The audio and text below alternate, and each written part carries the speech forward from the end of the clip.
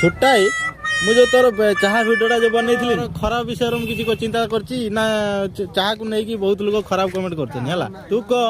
ମୁଁ ତତେ କେତେବେଳେ ଖରାପ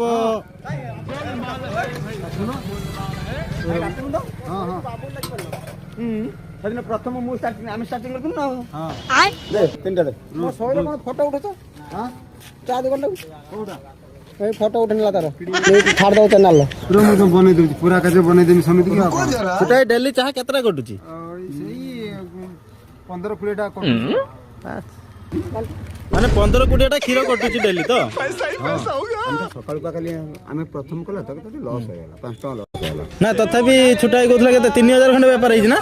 3000 ହଁ 3000 ଖଣ୍ଡେ ବେପାର ହେଇଛି ଆଉ 3300 କଣ ଏଇଠି କିଛି ଗୋଟେ କରିବା ପାଇଁ ଚେଷ୍ଟା କର ପାଣି ନା କ୍ଷୀରଟା ପଇଲା ବସ ପୁରା ପୁରା ପୁରା ନା ନା ପୁରା କ୍ଷୀରଟା ପୁରା ପତି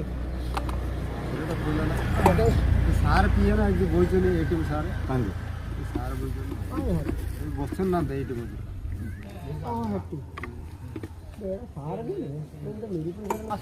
ଫାଷ୍ଟ ଦିନ ଯୋଉ ଚାହାଟା ହେଲା ତୋର ମୁଁ ଖାଲି 20ଟା ଚାହା ସେଲିଂ କରିଛି ନା